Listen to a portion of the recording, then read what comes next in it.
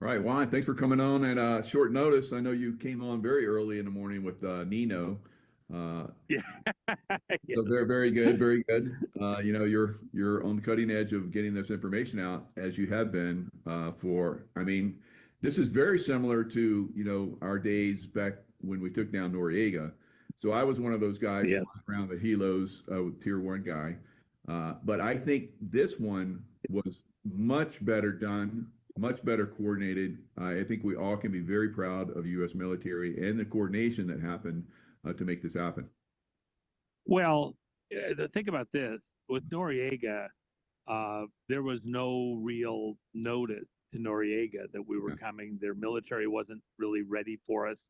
Whatever anticipation was relatively compared to this low level. Here, uh, you have the biggest military buildup in that part of the world since World War II. And they clearly knew we were coming at some point. That was part of the genius of keeping them on edge the whole time, but monitoring all of their activities so we could see who was where, what their plans might be, who was coordinating, and then it went mostly unnoticed. But just as I told Nino's audience earlier today, he Maduro had people within his inner circle who were communicating with us that were intelligence agency assets, or in this case, one specific asset that had direct knowledge and gave us enough information so that we were able to act with confidence. And then, the hardest part about doing something like this, there was a plan to do this as far back as almost 2 weeks ago. But you may remember, for example, I had some stuff going on in Brazil, and they had huge storms, power outages, everything. And so the bank operations ceased for several days with these rolling back blackouts. And of course, a lot of that same weather was also present in Venezuela at times, as well as low level clouds in the areas that we wanted to work in. And so it just made it um, uh, problematic doing something as large and complex as this, and where you got to pull it off with exact precision, but to not have any leak, compromise with such a large number of military forces in play, that's pretty spectacular, pretty It incredible. really is.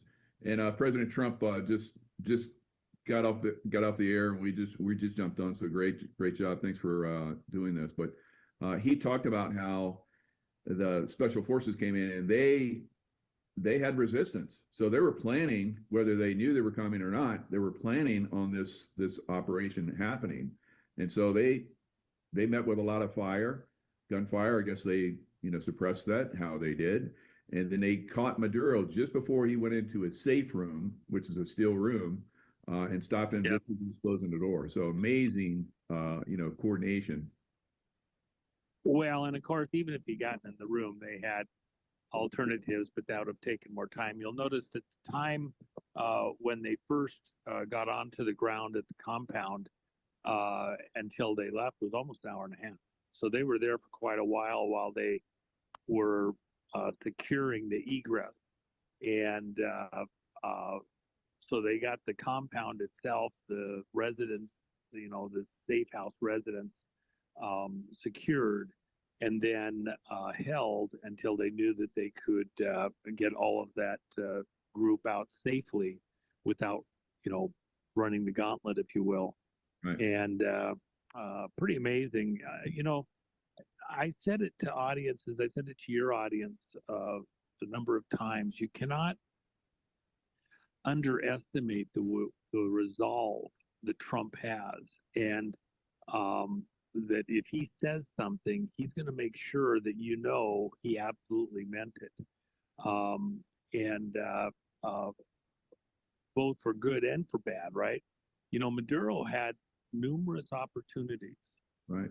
one of which I was very, very directly, intricately aware of the precision of what was being offered. And, if you want to give Dumbass of the Year award out for 2026, it's Maduro, who even to January 1, even to the morning of January 2, could have struck a deal. And, even though his fate was already in play because they were ready to move. It was a weather-related issue primarily in not moving sooner. And to be so arrogant and so confident in all of his chest beating, and if Trump does this, we'll do terrorism, that, and we'll release the gangs, this other thing, all of that over. And not only you hear this stuff about how we're supposed to be afraid because now the counterattacks, the terrorism, the everything else. Well, okay, wait a minute. If we're going to go ahead and secure Venezuela and secure those facilities and bring in American companies and contractors to help rebuild Venezuela's oil industry, we're talking about a lot of people that are going to need some level of sense of security and safety to move around and do what they got to do. And I think that the reality of this moment is that all of that chest beating and threats and everything else are going to be meaningless. And by the way, look at that picture. Okay, so Maduro is dressed warmly, but he's got the nice leather cuff, so he doesn't get an owie on his wrist from getting him over tightened. He's got his bottle of water. He's got noise canceling headphones on him. He can't hear anything around him. He can't hear him talking, nothing. And he's got his goggles on. He can't see a thing. He can't see anything. He can't hear anything. He can drink some water and mumble. Nobody cares. He could have been, Mr. Dumbass there could have been in a tropical location, spend his money, out of reach of U.S. justice, take the deal, go away. Marcos did it. Marcos took the money, he left, and he lived to be an old man. Okay, Maduro could have done the same thing. There is the biggest dumbass in the Americas, right there. Yeah, no doubt. Yeah, and that's interesting. You brought up Marcos because I was over there during that time frame as well, and there were situations that were happening, and special forces were involved in some of that stuff as well. But moving him out, he took it out, and pretty much his military had already turned against him, so he didn't have any other recourse. Now we know. Well, and let me just add this. Maduro's military was already turning on him hard. He didn't even realize how bad it was going to be for him. It's the Cubans that were holding the line and even taking out some of the people that they thought weren't trustworthy to hold the line against or for Maduro. So there's dramas that come out over time. But I apologize, Rich. I just, it is so much like Marcos. He had a different path, man. He could have been a genius. Yeah, he did. He lived in a hotel room and did his workouts on the bed. But other than that, he lived a little bit longer. He had a little bit longer life. Yeah. Of course, his wife, as well. Lived. She didn't have all of her shoes, but she lived a nice long life after that. So that's not going to happen for Maduro and his wife. Hey, a lot of kids in this audience, people like in their 30s and 40s, they don't remember as far back as we do. So Imelda Marcos, when they went into their residence, the people overran the residence when they went into exile, and her closet had 3,000 pairs of shoes. That's how big her closet is. They have people starving to death. Yeah. Mothers begging for a little money to get milk for their baby. Yep. The country in complete, total, utter collapse. And she has 3,000 shoes in her closet. It was so, that's probably the thing, when you're a little bit older like us, that is the statement. You say Marcos, and immediately it goes to Imelda and her shoes. What will be said about Maduro? And by the way, here's something that people don't realize.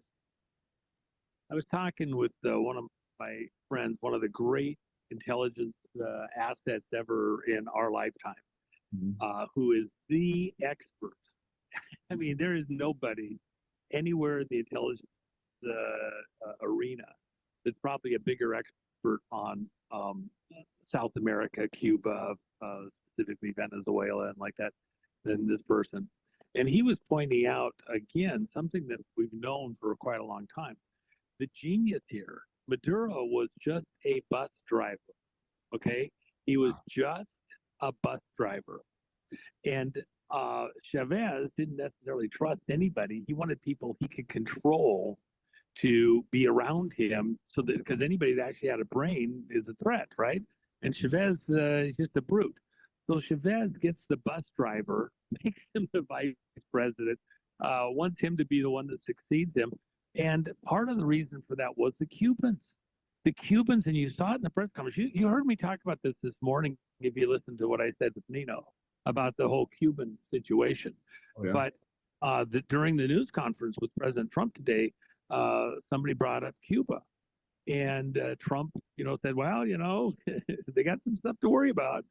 Rubio said a few things. They were running, just as I've told your audience. I've said it for, last year. It's the Cubans running Venezuela. And they reiterated that today. The security forces out of Cuba running Venezuela. They got some problems. The border to Colombia, they send in military to kind of cover that border. They're not looking for Venezuelans leaving Venezuela. They're looking for Cubans and Iranians. Yep. Trying to get out of the country. that's who's going to drag it out the border. That leads to Iran is about ready to fall as well, just like we just saw.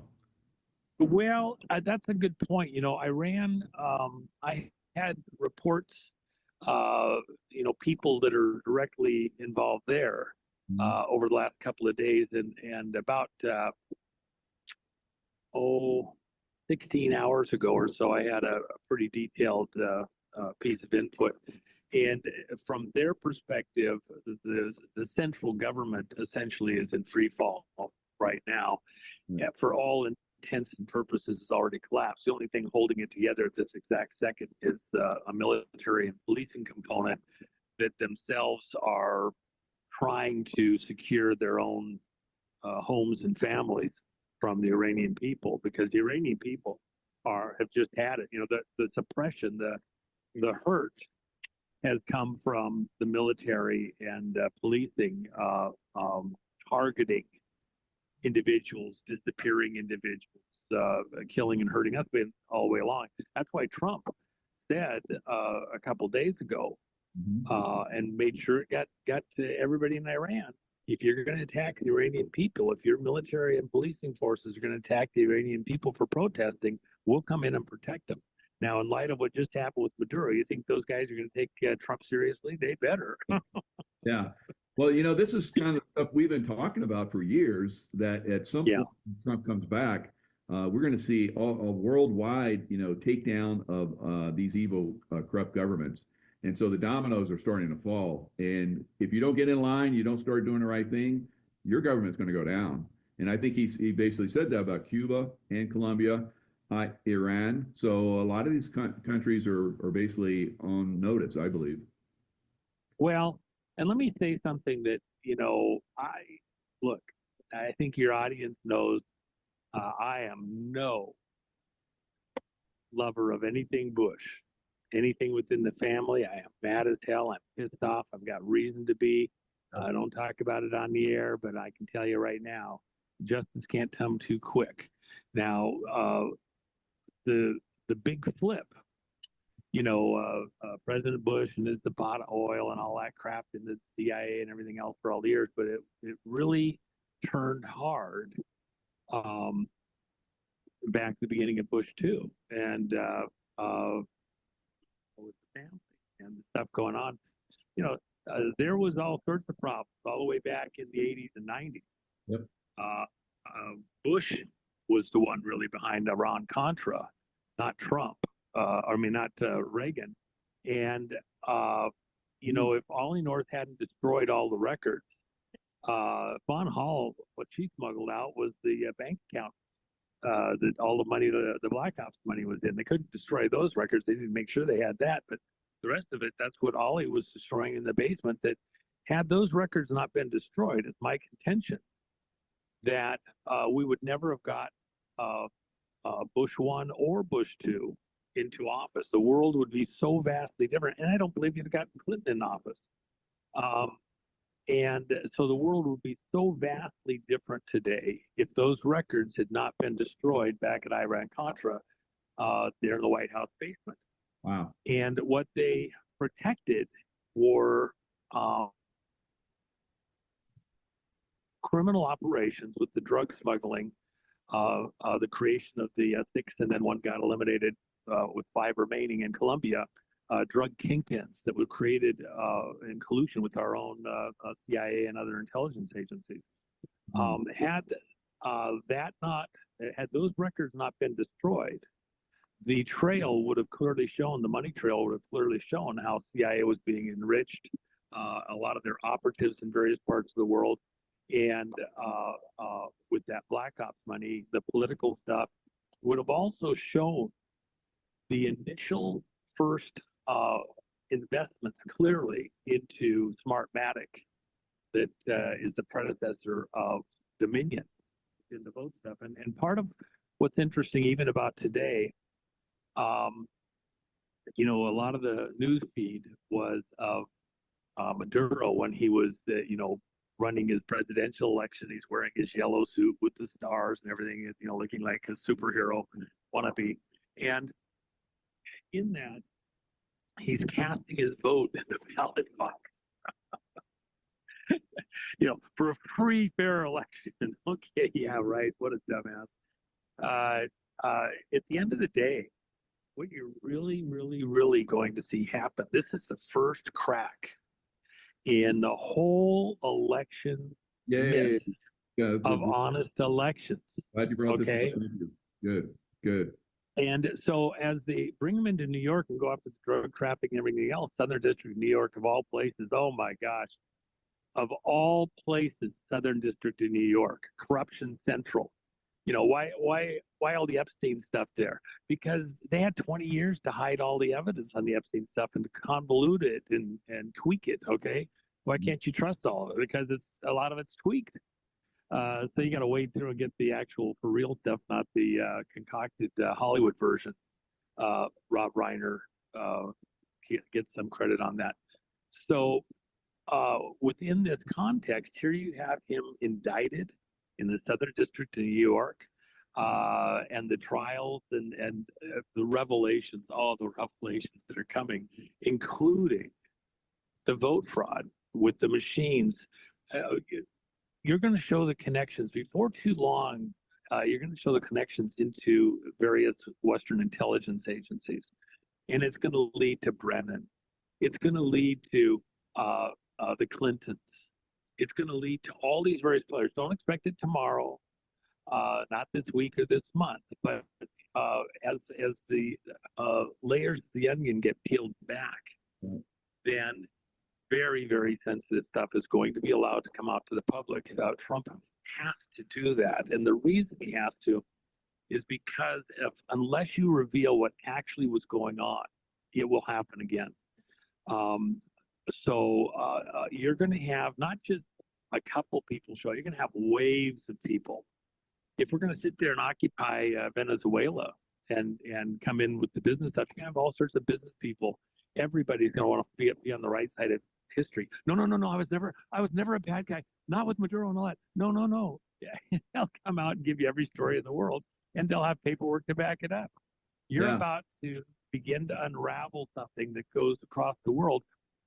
Why start with Venezuela? Why not start with Iran? Because Venezuela is where the vote fraud, 71 countries plus the United States with their vote frauded. Serbia, the server farm in Serbia, which Brennan was a co-owner with, along with the richest person in Serbia. This is crucial. And by the way, I've mentioned to your audience previously, let me mention it again. The other person that is about to get an indictment handed down on him is Ramaphosa in South Africa. And he'll be treated exactly as Maduro is, him and all of his henchmen around him, who went in and allowed billionaires to rape and pillage in the Congo for a little bit of mining wealth. Like they didn't have enough in their own in South Africa, but the cobalt was the key, and China's right behind it.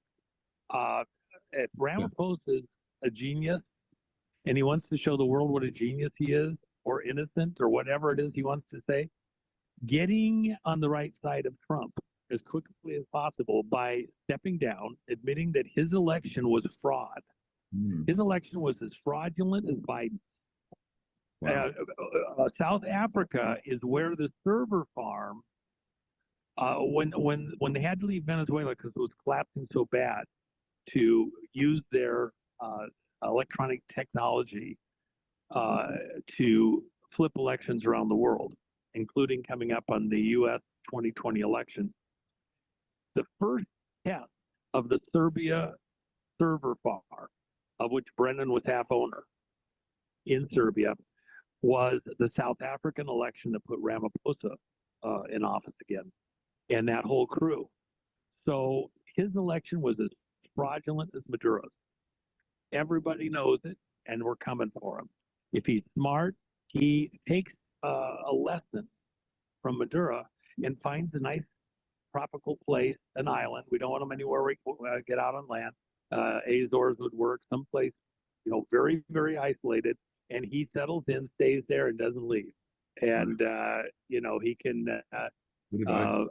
let everybody, when I was in South Africa here a few months ago, I'm telling you, the horror that Johannesburg has become compared to what it was 25, 30, 35 years ago. I mean, when you say shithole, that probably... You could have somebody throw you under a latrine and let you live there, and it would probably be cleaner and safer than what Johannesburg has become. Just get one block outside of the main central park that's run by the criminals running South Africa. It's a horror. We're going to go after those guys. We're going to stop them because they're destroying South Africa and the rest of the region. And they were in partnership with Venezuela and China, moving drugs into South Africa and then up into Europe. We're going to go kick their fucking ass hard with the pointy boots. Juan, your intel is amazing. Worldwide Intel Network is unbelievable. And tell us, why are we going worldwide? Chinese Asian trying to take a picture of me. Uh-oh. Why the Chinese after me? The Chinese Asian was just trying to take a picture of me. Oh, no. Anyway, she was trying to get close to me earlier today. Why would we have a worldwide, network being collapsed when we have, such problems? Because people are like, why are we doing this outside all around the world? We have our problems here in the United States. Why are we doing it outside before we do it inside? That is a good question, but it isn't actually a genius question. The reality is, so many of the problems here in America, for example, the drugs, the death of people by the fentanyl overdoses and like that, this is the point of origin. We're not just taking out the trail. We're taking out the source. And that's why this is so critical at this moment in time. Trump has shown the resolve to go out to these disparate places that all have got tentacles coming into America trying to rip us apart. And go at the source, and seeing it fall apart in these other places, these support mechanisms for the traders within, literally. Where's the international support going to be as we disclose more and more of what Maduro was actually up to? Mm-hmm. Is there going to be support, including money and rhetoric and like that, to support the Clintons when the truth of what they've been doing comes out? I've been tracking someone in South America's movements for several years who's a very, very, very, very bad player. and protected by Western intelligence agencies. And this person is as evil as anybody on the planet. One of his key places that he was rallying from was Venezuela. Without that there, I suspect that he will meet justice somewhere very, very shortly. And this is someone that has a history here in the U.S., as he should. We don't actually want some of these people dead. We want them to face justice. Yeah. But we'll take whatever we get. They're killing kids and things like that. That cannot be tolerated. So whatever. In the case of Maduro, just like Trump said, look, I mean, it could have gone a different way. He might not have survived the gunfight there as we were there to take him. But we were going to take him one way or another. He was not going to continue to be a threat to Venezuela or the world. And,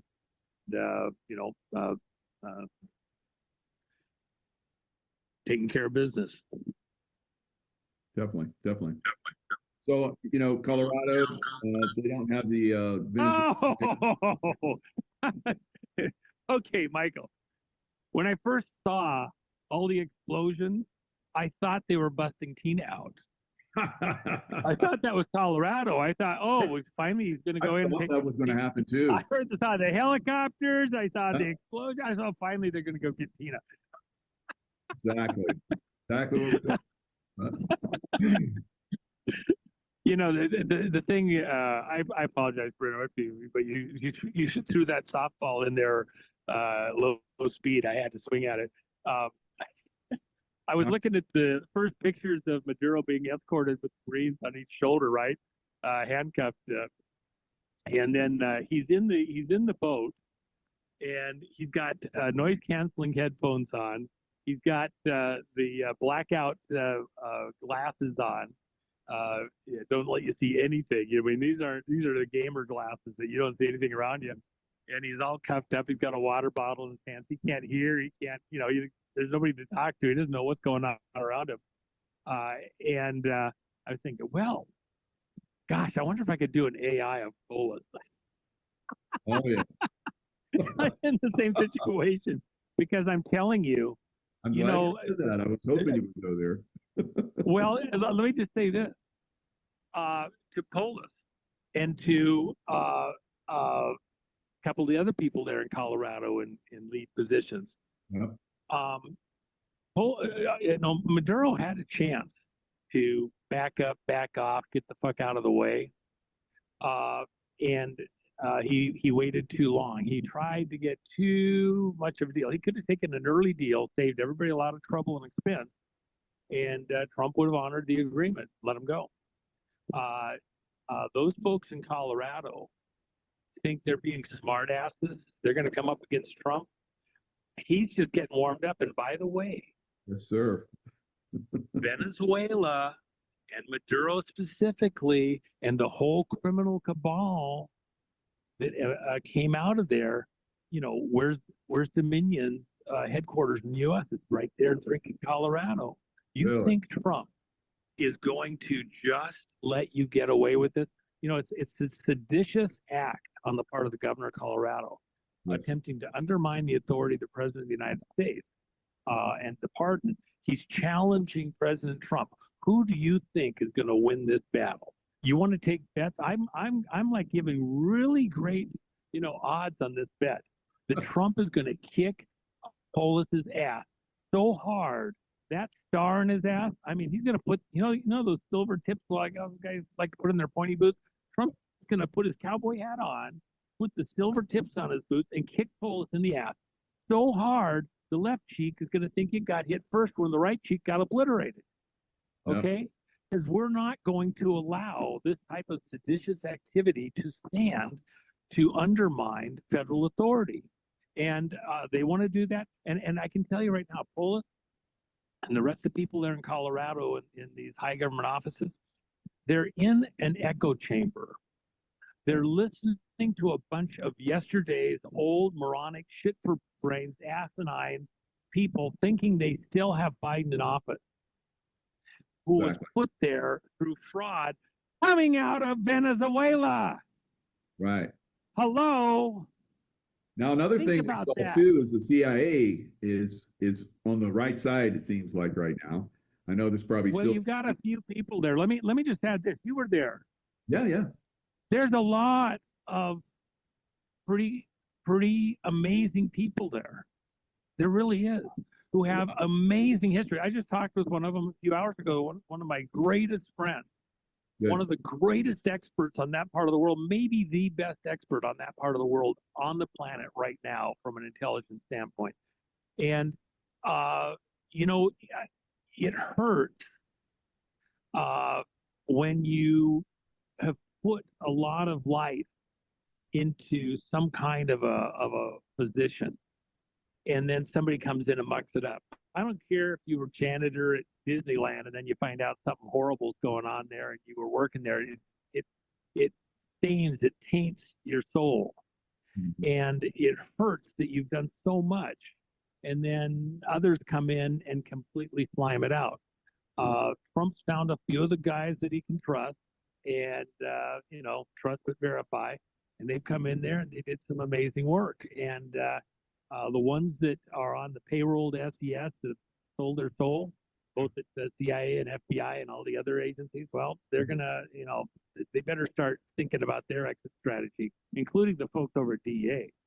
Oh, believe me, you got some folks over at DEA and at FBI and at CIA, most of them rallying out of Florida, that really need to start looking at, maybe Putin will take them to China, because they're not going to survive what's coming. The information on some of the stuff that they've got going on from other agency personnel who are just, they're not going to, they are standing for it. They've tried out. They've, a lot of them had to leave. In fact, over the last several months, I've got several people. I might have the largest number of anybody in the world out of FBI and CIA that are ready to go back to work that left because they wouldn't be part of the crime. And it's not crimes, it's crime. It's just one big crime. It's right. All one big crime, all interrelated. Some of the stuff that the guys will tell you that they've, reported on, that they've whistleblown on, that they put their careers on the line over, is so stunning, so atrocious. You would never believe that U.S. Citizens would even be capable of some of these crimes against the world. And they're going to get exposed. They're going to get taken out. We're going to clear it. So I guess I better bow out pretty quick here. Everybody's showing up to take pictures of me. I know. I was about to ask you about the Chinese, and here they are. So they're hot on you right now. So you need to make an exit, I guess. But the Chinese, I think they're going to go the same way as Iran. They're basically going to collapse. The bad guys in China. What are your thoughts? Well, in many ways, that already happened a bit some time ago. There's been a loss of power by Xi. The generals are running it, and I'll just say this: at the end of the day, China's being run by the banks out of the city of London, and unbelievable. The people that they're pulling that off, and the Hong Kong thing and all that. Yeah. It's like the wildest James Bond movie you've ever seen. Spectre's alive and well type of thing. But a lot of those networks are being compromised internally, under their own weight, because they get so unwieldy, and then they attack each other, and it's a fight for power all the time. But China's got enough going on that I would be very hesitant to say that it's going to collapse, even like the Soviet Union did. It's a more complex monster, and it's something where those banks that we're dealing with globally still feel that they have options available to them, and some of that goes into the silver and gold and like that. So there's Melania wore her silver dress. Was she doing the semaphore thing? Hey, language of semaphore, man. Hey, can you even come up with a better script than that? As I've been telling people all the way along, uh, uh, he sends messages right in plain sight with Melania's dresses, right? So there she begins the new year with silver, and you can't even improve on the script in the background. By the way, Jen and I just released. I haven't done any fanfaring. I've been too busy. But early this morning, your time, late last night, we posted our 2026 coin. It's the Called from our movie, The Called. Oh, beautiful. The We'll have to get some of that. year. Yeah, the 5th year anniversary is coming up in just a few weeks. And of course, it's all about the elections. Remember, President Trump called the American people to be present when the electors were going to vote on January 6th on the Biden victory. That was a fraud on America, again, based on stuff that came out of Venezuela and Maduro. And so, and we had the largest gathering of American people ever in Washington, D.C., depending on who you want to listen to. Somewhere between 1.5 and 2 million people showed up in the dead of winter, bigger than any other assemblage of the American people. And by the way, they had 500 operatives from the intelligence agency that they've acknowledged, direct employees and contractors there to manage the crowd into this riot. I was like, there's some shady stuff going on in this crowd. Oh yeah, anybody could they impede everything, so you couldn't send anything out. I was like wanted to know. Yeah. So well, but think about this. What they intended to do, they didn't have enough people, even with those numbers, because the American people so overwhelmed them that they couldn't pull off the shenanigans, the fraud that they had intended to cause the riot and everything else. And the will of the people knew that there was going to be some mischief going on there. So we probably would have had 4 or 5 million there if there wasn't any, known mischiefs coming. That's very true, because a lot of people stayed away because they just knew. Yeah. Something was going to. They just knew it. You and I are like, there's going to be mischief. I'm going. Well, I was there. Jen and I were there. Yeah. As the movie shows, and by the way, I think Jen has a link up for the movie. It had about 5.5 million views. Wow. Yeah, it was a great movie. Remember how hard they were shutting things down. So we said that we gave it to the world for free, right? Anybody download and share. So people, as fast as they could take it down, it got put up by other people. Some people were more successful than others in getting out. But I had about 5.5 million views.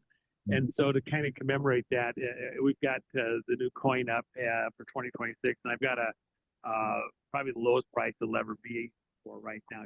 It's a proof quality, so it doesn't go. Yeah, we'll put it in the description box so people can get it. But I'll definitely be getting it. Like I love to get at least 10 of those, and that's going to be cheap in the future, because I think we're going to see $5,000 plus dollar silver in the future, next couple of years or so. Anybody that bought silver, I hit the bottom of silver in that couple year period, the day that we released our first 2023 coin. Yeah, and I have a bit of a history there. By the way, go look up the atomic weight of silver. 107. No, I'm gonna get a little connection there, but nobody's lost a penny on the silver that Jen and I have put out the prices. I'm very pleased. I'm very pleased. Yeah. So, and I expect, just as you said, that it will go up significantly more yet. Yeah. That's the other part of the fight. It's the elections, honest elections, and honest money, and that's where. So that will help bring down the city of London, do you think? So that's the real culprit we need to be. I joked on my show yesterday. Maybe we need to go in and bomb the city of London, but I don't think the Brits would like that so much. So we're not going to do that. But the only other way we can take that down is to like take away their money. Well, let me just say this: the British people, I really enjoy British people. All through the Commonwealth. There's so many beautiful people and places. However, there is a criminal cabal running the city of London. This the old Roman city, the old Roman wall city within the city, where all the 100 main banks within this international reserve system are domiciled. And of course, a lot of people talk about the location in Switzerland where everything's resolved at Bank of International Settlements like that, but in Basel. But the core to it is the city of London, and that's the other part of the fight, because they're enslaving the world with their reserve policies, their fiat money. And so going back to honest money tied to actual tangible material, silver and gold, is key to getting us back on track across the world, and getting the world running again, bringing energy back online. By the way, who was in charge of the whole green movement? That's the Brits, King Charles, that whole club, to try and get the world to shut down the ability to produce and run and pick and choose the winners, and turning on the oil back in Venezuela, getting oil prices down to where they can be, so that the world can go back into a productive phase again. Getting out of the Jimmy Carter cardigan sweater crowd, fireside chat with a sweater on, because you can't even have the fire up warm enough to keep the room warm, right? You got to have a sweater on top of it. All this bullshit. By the way, let me just add one more thing. Biden was horrible, but most all of these problems, these globalists, they have puppets. And one of their early puppets that, people don't want to hear, because the propaganda is so hard, so strong. But before it's all over with, you're going to find out that a lot of these things happened, got their initiation under Carter. Yep. Iran went off the rails in Carter. And these globalistic crowds. So that's going to come out. SES was created under Carter. Bush is the one that put the whole package together over at CIA as a result of the Church Committee hearing. And then the Inspector General's office has been cutting off the flow of funds. That had a bit to play with. You'll find out eventually over at Justice Department, Tina not getting out, and some shenanigans going on in the background there. That all came under Carter, and then the hostage rescue mission, showing the weakness of America with its failure. Reagan brought back, Morning in America, Dawn in America, and stuff like that. But it was he didn't have the depth of support needed, and I don't think we fully understood about that too, because Carter had like just destroyed the American military so much that it was amazing that Reagan even got anything done. So we're looking at the Noriega, taking down Noriega in the Panama invasion. It was amazing that we're even able to do that, because it was a fast workup to get the military back up to speed. And you and I, a lot of stuff in go ahead. Panama that was very suspect, military wise. So you probably had a similar experience. Guys that were around from the 60s, 70s into the 80s, that were truly old school within the intelligence community. They were there when the Church Committee hearings happened, the embarrassments, the exposure, things going on there. But then when Carter, right off the bat, early in the administration, said, we're going to gather our intelligence with satellites. And so we're cutting off all the human intelligence. We're not going to pay off any of our, spies in Iran, et cetera, the mullahs and all that. We're just going to cut that off, because we'll get what we need from listening devices, from satellites, et cetera. And he decimated the intelligence community. And the ones that were left were guys like Brennan, okay?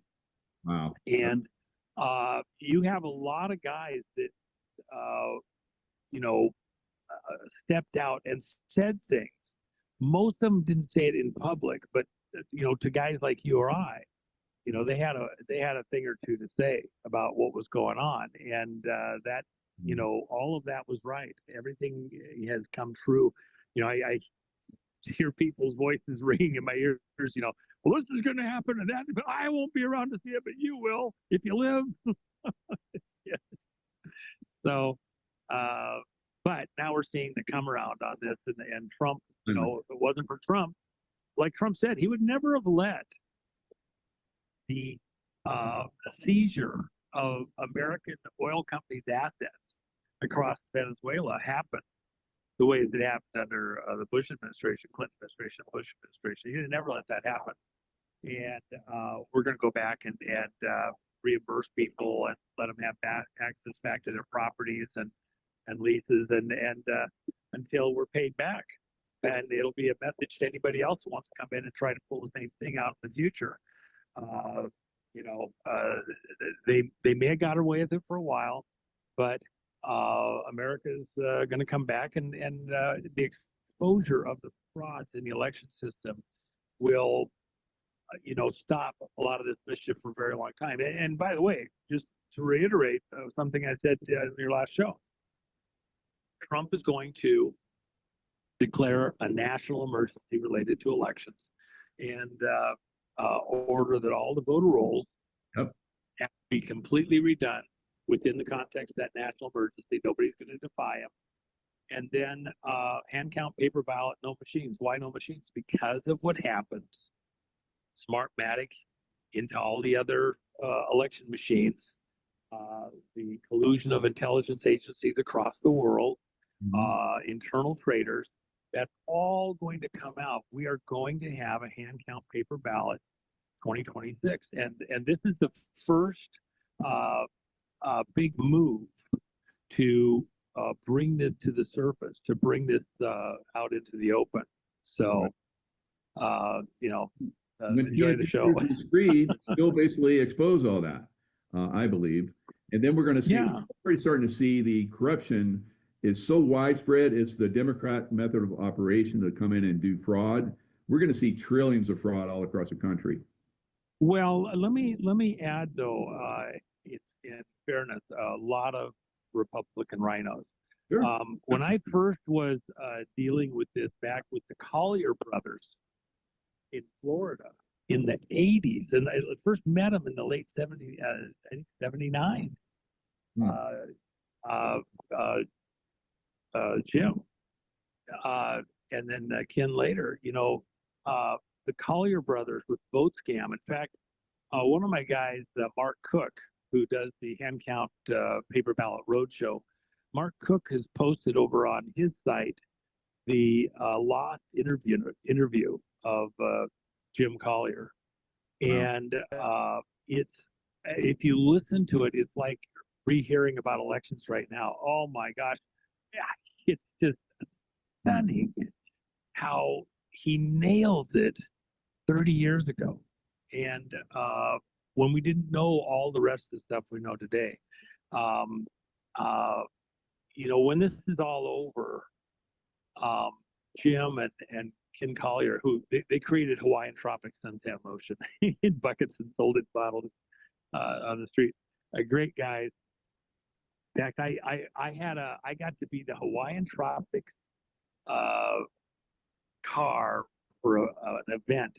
I had one of my Shelbys, a very, very rare Shelby that I had, a white one, and one of the six that Carol had built at the time. And got to carry a couple of the Hawaiian Tropics girls on the back and back seat, and you know, waving, holding onto the roll bar like that.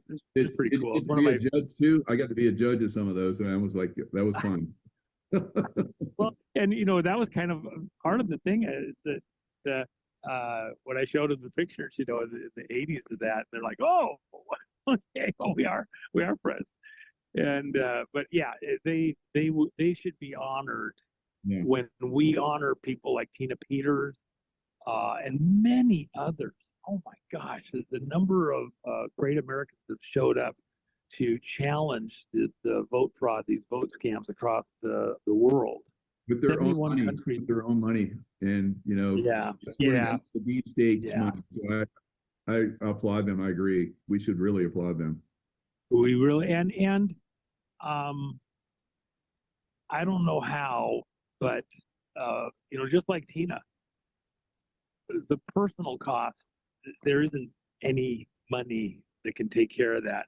No, But there is some remuneration needs to happen. And by the way, Justice, one thing that has to happen in Colorado, and it's one of the things I'm going to deal with here at some point, we're getting close. We gathered together $250,000 to have a recount on the primary campaign for Tina when she was running for Secretary of State. And I was one that asked her to do that. After